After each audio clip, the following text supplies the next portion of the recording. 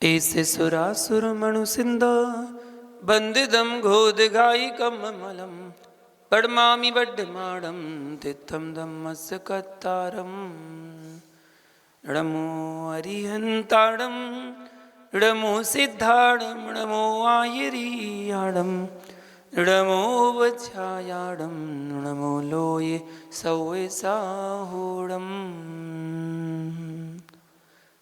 जय बोलंतान सत परमेष्ठी भगवान की, आचार्य भगवान कुंद कुंद स्वामी की, आचार्य गुरु विराग सागर जी महामुनि राज की, चर्या सुमणि आचार्य श्री विशुद्ध सागर जी महामुनि राज की, अहिंसा में विश्व धर्म की। महानुभाव, प्रवचन सार प्रकष्ट देशना के माध्यम से हम जान रहे हैं 37वीं नंबर गाथा, उसकी व्याख्या। और कल हमने जाना था कि घर में संपत्ति बढ़ जाए तो अंधे कुएं में फेंक देना, लेकिन कुपात्र को कभी दान मत देना। अगर पैसा बढ़ गया है कुएं में डाल देना, लेकिन कुपात्रों को कभी दान नहीं देना, क्योंकि कुपात्रों को दिया गया दान कुफल को देने वाला होता है, खोटे फल को प्रदान करने वाला है। सीप में पानी की बूंद जाएगी तो मोती बनेगी, केले में जाएगी तो कपूर बनेगी, नीम में जाएगी तो कड़वा फल देगी, और सांप के मुंह में जाएगी तो जहर बनेगी। इसी प्रकार दान भी दो तो पहले देख लेना कि उसका उपयोग क्या करने वाला है। आजकल भिखारी भीख की रोटियां खाते नहीं हैं, वो भी बिक जाती हैं, रोटियां भी बिक जाती हैं और डबल रोटी बनकर के आती हैं। रोटी जाती हैं और डबल रोटी बनकर आ जाती हैं। जो द्रव्य तुम दे रहे हो सामने भोजन करा दो, यदि पैसा मांगते हैं तो बिल्कुल नहीं। शाम को तुम मदिरालय में जाकर मेरे द्रव्य से मदिरा का पान करोगे, ऐसा बोल देना, मेरा पैसा व्यर्थ चला जाएगा। दाता जैसा जिसको द्रव्य देगा और पात्र उसको जैसा उपयोग करेगा वैसा उसको फल मिलेगा। दया दत्ती है, दया दान है। आप दया भी करो तो सोच समझ के करना, ऐसे नहीं किसी पे कुछ भी दया कर दी, क्योंकि आपके पैसे का दुरुपयोग हो रहा है। एक भिखारी अगर 10-10 रुपए मांग रहा है किसी से और 500 लोगों से उसने दिन भर में मांगा, जिसमें से 400 लोगों ने धुतकार के भगा दिया और 100 लोगों ने में से 50 लोगों ने दिया, 50 लोगों ने बहाने बनाकर टाल दिया, 50 लोगों ने दे दिए और 10-10 रुपए दिए, तो कितने पैसे हो गए? 500 रुपए का वो करेगा क्या? क्योंकि जब उसे भूख लगेगी तो वो होटल पे जाके मांग लेगा, होटल पे जाके ऑर्डर तो करेगा नहीं कि मुझे शाही पनीर चाहिए, मुझे फलानी फलानी रोटी चाहिए, ये तो ऑर्डर तो करेगा नहीं, वो तो मांगेगा। होटल वाला जो दे देगा सब उसको खा लेगा। वो 500 रुपए का क्या करेगा? क्योंकि अगले दिन उसको क्या करना है, अगले दिन उसको क्या करना है? वही काम करना है जो उसने आज किया, वही काम करना है। उसका तो रोज का धंधा ही है, व्यापार ही है, उसका वही बिजनेस है। बस उसे तो मांगना है, फिर मांगेगा वो, फिर कमाएगा। वो 500 रुपये जुए में हारेगा, जुआ खेलेगा, शराब पिएगा, गांजा पिएगा, नशा करेगा, इसमें बर्बाद करेगा। कुछ उसे करना नहीं है, ना उसे अपना घर बनाना, ना उसे अच्छे कपड़े पहनना है, कुछ नहीं करना। अच्छे कपड़े पहन लेगा तो अगले दिन से कोई भीख नहीं देगा। भीख मांगने के लिए उसे फटे पुराने कपड़े पहनने ही पड़ेंगे, तभी भीख मिलेगी। तो विवेक पूर्वक रोटियों की बात आई थी, तो रोटियां ऐसी हैं कि रोटियां भिखारी लेकर जाता है और उनको बेचता है। सब जगह से 2-2 रोटी मिल जाती है उसको, एक रोटी कोई नहीं देता। जब किसी घर में मांगने जाता है भिखारी तो 2 रोटी उसको दे देता है। अब वो 2-2 रोटी जोड़ जोड़ के मान लो 100 घर से उनने रोटी जोड़ ली, 200 रोटी हो गई। 2 से रोटी में खाएगा कितनी? अगर खाएगा तो 4-6 खा लेगा, ठीक है। बाकी 194 रोटी का क्या करेगा? बेचेगा। वो रोटी बिकती हैं।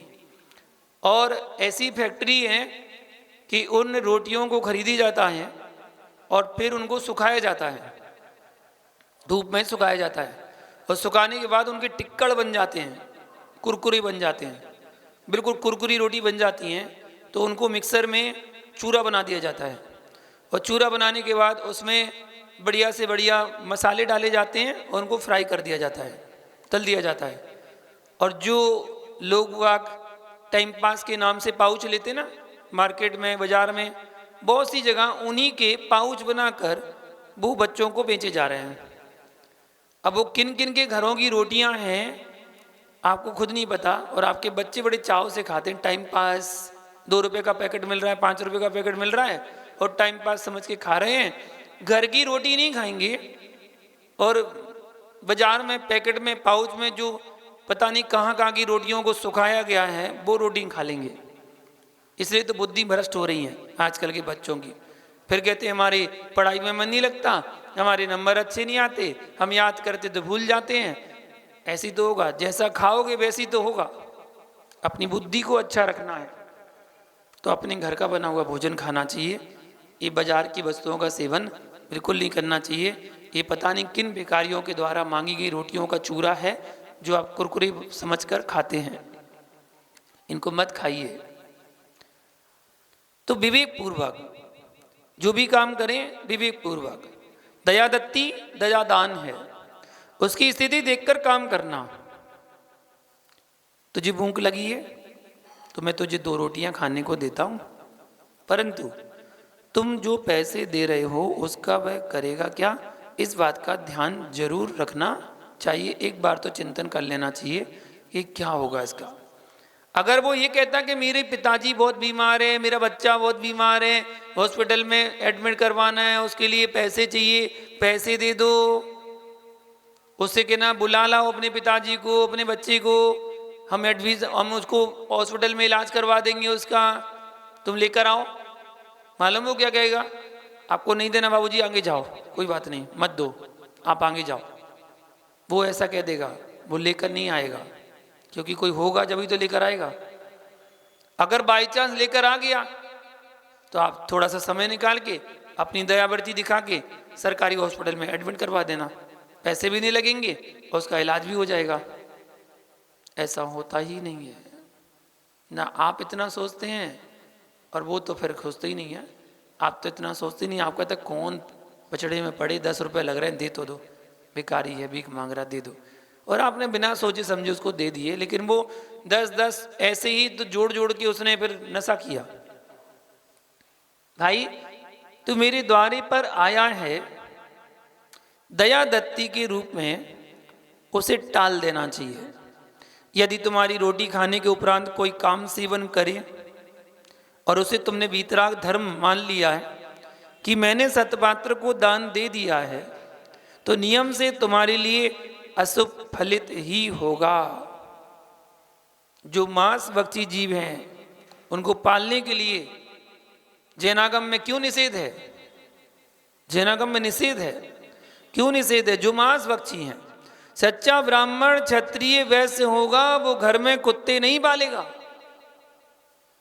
जो सच्चा क्षत्रिय वैश्य ब्राह्मण होगा वो घर में कुत्ते नहीं पालेगा। संक्लेशता से बंद होता है कि ऐसे बंद होता है। भैया मैंने दीक्षा ली, ठीक है, जब मैंने दीक्षा ली तो परिवार के लोगों को दुख हुआ होगा, तो उससे तुम्हें पाप का बंध हुआ या नहीं? पाप का बंध हुआ कि नहीं? नहीं, यही तो सोचने वाली बात है। एक भिखारी आता था, भीख मांगता था, और मुझे वह जाल डाले मिल गया नदी तालाब में। मैं घर दौड़कर पहुंचा, इसलिए दौड़कर पहुंचा कि ये व्यक्ति अभी दुकान पर मसाला लेने आएगा, और मैंने घर पर बोल दिया कि ये व्यक्ति वहां पर जाल डाले हुए था, इसको मसाला नहीं देना।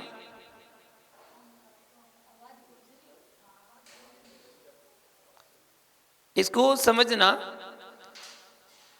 कि अगर आपने किसी की मदद की है और उसने जाके मसाला खा लिया, जर्दा तम्बाकू खा लिया, तो सहभागी तो आप ही बने। आपने तो उसको पैसे दिए, आपने उसको पैसे दिए, सहयोग किया, और उसने जाकर नदी किनारे पर एक जाल खरीदा और जाल बिछा के बैठ गया, मछलियों को पकड़ रहा है। सहयोग आपने तो किया। कोई भी सहयोग विवेक लगाना अपना कि हमारे द्वारा ही तो हो रहा है। अब वो कहता है, सेठ जी जितने पैसे चाहिए ले लो, आप तो मसाला दे दो, दुकान बंद, मुझे मसाला बेचना ही नहीं है। बोले कि आप तो व्यापारी हो, व्यापार करो। वे बोले कि मैं व्यापारी हूँ आजीविका के लिए, लेकिन जीवों के घात के लिए मैं व्यापारी नहीं हूँ। उसने मसाला नहीं दिया तो उसका झूठ भी झूठ नहीं है। क्यों नहीं है? सत्यमपि विपदे, जिस सत्य के बोलने से कोई विपत्ति में पड़ जाए, ऐसे सत्य भी झूठ है। परंतु जिसके असत्य बोलने से किसी के प्राण बच रहे हो, वो तुम्हारा असत्य भी सत्य है। ग्रस्तों के लिए कंडीशन अप्लाई, ग्रस्तों के लिए क्या कहा गया? विशुद्धि संक्लेशांक चेत स्वपरस्तम सुखा सुखम पुण्य पापा सर्वो युक्तो न चेद व्यर्थस तवारहता। यहाँ बता रहे हैं आत्मीमानसा में 95 नंबर श्लोक है, उसमें कहते हैं, इस सूत्र को बहुत गौर से समझना। यह न्याय का बहुत बड़ा सिद्धांत है, न्याय का बहुत बड़ा सिद्धांत है। यदि बाहर निमित्तों से सर्वथा पुण्य पाप का बंध होने लग गया तो फिर अनर्थ हो जाएगा। मध्य प्रदेश में एक मिश्री लाल गंगवाल हुए। मिश्री लाल गंगवाल नाम सुना होगा, मुख्यमंत्री बने जैन।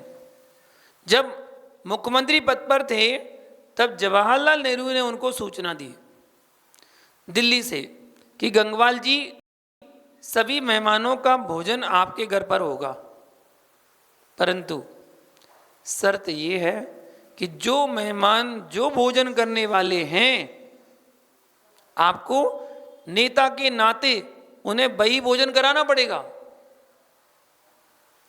यह वीर की संतान, जैनी है, वीर की संतान, अहिंसक प्राणी गंगवाल जी ने सीधा समाचार भेज दिया, नेहरू जी आप अवश्य पधारे हैं, आपके सत्कार में कोई कमी नहीं रहेगी, लेकिन जैन श्रावक का भोजन खिलाया जाएगा, ना कि किसी मेहमान के अनुसार भोजन कराएंगे। सीधा संदेश भेजा। मेहमान के अनुसार भोजन नहीं कराया जाता, अपने अनुसार मेहमान को भोजन कराऊंगा। सीधा बोला, अपने अनुसार मेहमान को भोजन कराया जाता है। जब यह सूचना दी तो उन्होंने कहा कि कैसे हो सकता है? उन्होंने कहा कि आप विकल्प ना करो, मेहमान उंगलियां ना चाटें तो हमसे कहना। उन्होंने पूरा मारवाड़ी भोजन बनवाया। नेहरू जी के साथ हर संप्रदाय के, हर प्रांत के लोग आए, सबका भोजन हुआ। शुद्ध जैन श्रावक का भोजन परोसा गया, उसमें आलू प्याज भी नहीं थे। शुद्ध जैनी का भोजन था, आलू प्याज भी नहीं थे। जब भोजन करके उठे तो सबके चेहरे चमक रहे थे। उसमें ऐसे भी लोग थे जिन्होंने जीवन में पहली बार शुद्ध शाकाहारी भोजन किया था, पहली बार। वे भी कह रहे थे, नेहरू जी मुझे नहीं था मालूम कि जैनियों के भोजन में इतनी मिठास होती है। राज्य व्यवस्था अपने घर की है, लेकिन गंगवाल जी ने क्या कहा, नेहरू जी हम नेता बाद में बने हैं, हम पहले मोक्ष मार्ग के नेता के घर में जन्मे हैं, इसलिए उसको मैं छोड़ नहीं सकता। दृढ़ संकल्प ही होना चाहिए अपने आप में। ऐसा नहीं परिस्थिति आने पर ढल जाओ, अपने आप में दृढ़ संकल्प ही होना चाहिए।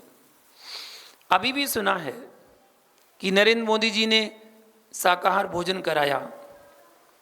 ये अच्छी बात है कि कम से कम अपने देश की संस्कृति को सुरक्षित रखना चाहिए।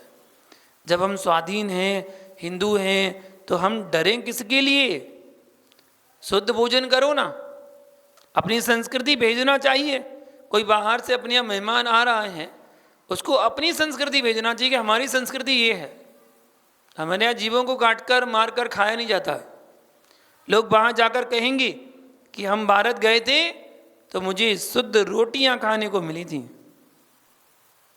किसी दूसरे प्राणियों का सेवन करने के लिए नहीं मिला, हमने शुद्ध रोटी खाई। ऐसा बोलना चाहिए उसे। इंद्रिय सुख होने पर भी दुख का कारण है। इंद्रिय सुख होने पर भी दुख का कारण, इसलिए दुख ही है। अतीन्द्रिय सुख में किसी भी प्रकार का दुख का साधन नहीं है, इसलिए वह सुख ही है। और अतीन्द्रिय सुख का भोक्ता, अतीन्द्रिय सुख का भोक्ता ही अतीन्द्रिय ज्ञान को प्राप्त होता है। जब तक जीव इंद्रिय सुख को भोगता रहेगा तब तक जीव अतीन्द्रिय आत्मिक ज्ञान को प्राप्त नहीं कर सकता। इस सिद्धांत से सीधी सीधी बात यह है कि जब भी किसी व्यक्ति की महिमा गाओ तो उसके पहले इतना पता कर लेना चाहिए कि यह खाता क्या है। इतना तो पता कर लेना चाहिए, ये पीता क्या है। जिसके भोजन में निरामिषपना नहीं है, उस व्यक्ति की किसी भी विशेषता पर हमको प्रभावित होने की आवश्यकता बिल्कुल भी नहीं है। कारण क्षय समय ज्ञान, मस्तिष्क का बोध, यह तो कोई भी प्राप्त कर सकता है। क्षय समय ज्ञान, मस्तिष्क का बोध, ये तो कोई भी प्राप्त कर सकता है पूर्व नियोग से। लेकिन जिसको भोजन में मांस चलता हो, उस व्यक्ति की कौन सी पवित्रता को हम स्वीकार करें? कोई पवित्रता नहीं है। अतीन्द्रिय जो सुख है, अतीन्द्रिय आनंद है, वो अतीन्द्रिय ज्ञान का साधन है। परंतु अतीन्द्रिय ज्ञान में किसी भी इंद्रिय का भोग नहीं होता। अभक्ष्य का भोग छोड़िए, भक्ष्य का भी भोग नहीं होता। फिर अभक्ष्य का भोज कैसे? आहार संज्ञा छठवें गुणस्थान तक ही होती है। सप्तम गुणस्थान में आहार संज्ञा नहीं होती है। छठवें गुणस्थान तक ही भोजन होता है, उसके आगे संपूर्ण गुणस्थान भोजन रहित हैं। साधक अतीन्द्रिय आनंद में लीन होता है। आप स्वयं अभ्यास करना,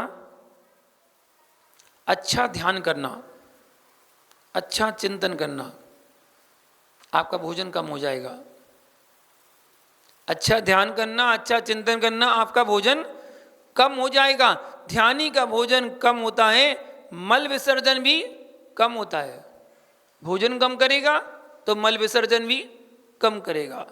ढेर सारा जो खाते हैं वे पापी लोग होते हैं। कितना भोजन, हर बहेड़ा जितना, हर बहेड़ा कितना, जरा सा। द्वितीय काल में बेर बराबर, पहले काल में हर बहेड़ा बराबर, द्वितीय काल में बेर के बराबर, तृतीय काल में आंवला के बराबर, अथवा हर बहेड़ा आंवला। पंचम काल में देखो थाली भरते हैं दिन में 3-4 बार, और रात्रि में भी 24 घंटे क्या कचरा घर बना रखा है अपने पेट को। सुबह पानी, फिर नाश्ता, फिर भोजन, फिर दोपहर, फिर अंतः, फिर ब्यारू। कैसे पागल हैं। इतना ही नहीं, उनको लगता कि कहीं भूखे मर गए तो, कहीं भूखे मर गए तो गुटखा मुंह में रखकर सो गए। क्या है, भूखे नहीं मर जाएं इसलिए मुंह में गुटखा रखकर ही सो गए। लौंग सुपारी मुख में रखकर सो गए। छोड़ो इस कार्यक्रम को, यह बंद का कारण है भैया। जब तक तुम्हारे मुंह में मुंह चलता रहेगा तब तक बंद होता रहेगा। नरकों में सागर जैसे पानी पीने की प्यास लगती थी, लेकिन एक बूंद भी पीने को नहीं मिला। तब बुद्धिपूर्वक छोड़ोगे, लोहे का पिंड जहां पिघल जाए, ऐसी गर्मी प्रथम नरक से पंचम नरक तक सब गर्म ही गर्म नरक हैं, और पंचम के अधोभाग से ऐसी ठंडी सप्तम नरक तक ऐसे ही नरकों की शीत उष्णता की वेदना है। अब यहाँ कौन सी गर्मी है, कौन सी गर्मी है मित्र? उधर देखो, व्यापारी लोग कैसे कमा रहे हैं। एक जूता सुधारने वाला ऊपर छतरी लगाकर बैठा है, ठीक, सब्जी बेचने वाले बैठे हैं। तुम तो जिनालय में बैठे हो, तुम्हें किसका कष्ट है? उन बेचारों से पूछो, धूप में तड़प रहे हैं, शुद्ध पानी मिल जाए वो भी बहुत है, घी कहाँ मिल रहा है उन बेचारों को? शुद्ध पानी मिल जाए वही बहुत है। अपनी को हर प्रकार से तत्व का चिंतन करना चाहिए, तब मालूम चलेगा कि आप कहाँ, किस पर्याय में, किस कुल में आए हो। जरा उनके बारे में सोचो, चिंतन करो, तब पता चले। यहाँ तो आपको गद्दा मिल गया सोने के लिए, आराम से सो रहे हैं गद्दे पर।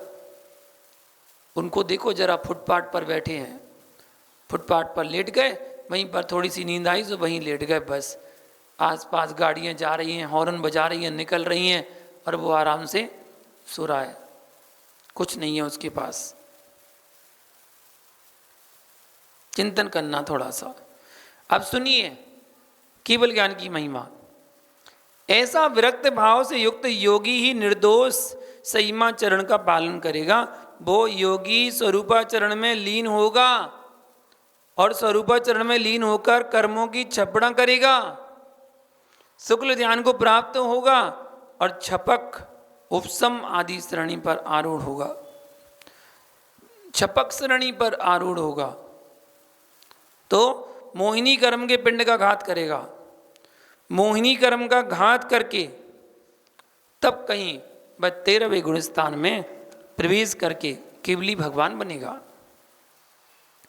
केवली भगवान जब होगा तो उनके ज्ञान में विश्व झलकेगा, चराचर, चर अचर सब कुछ झलकेगा। जहाँ आपने यह देखा कि गर्मी है, जब आपको पर्याय की ही पीड़ा सहन नहीं हो पा रही है तो परिणामों की पीड़ा क्या सहन कर पाओगे? पर्याय की पीड़ा सहन नहीं हो रही है तो परिणामों की पीड़ा कैसे सहन कर पाओगे?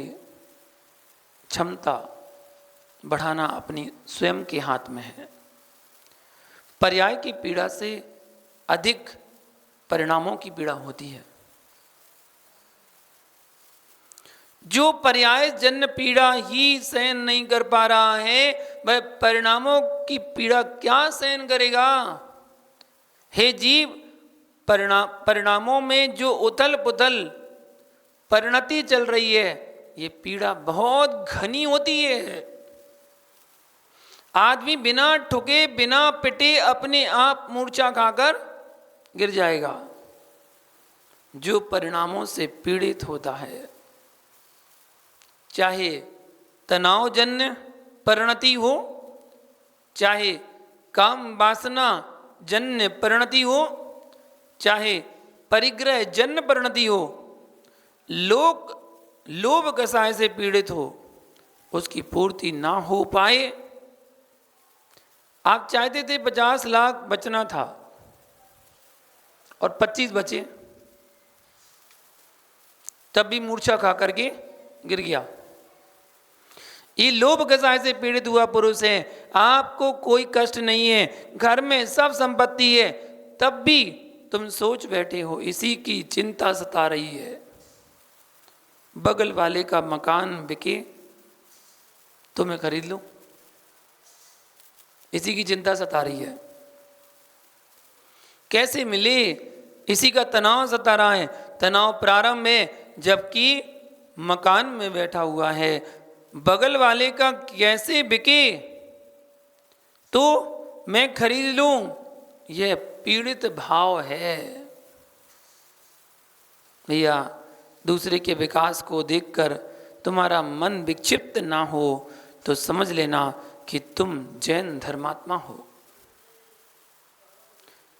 दूसरे को देखकर तुम्हारे परिणाम कुमुदनी जैसे बंद होने लग जाएं, समझ लो कि हम पापी जीव हैं।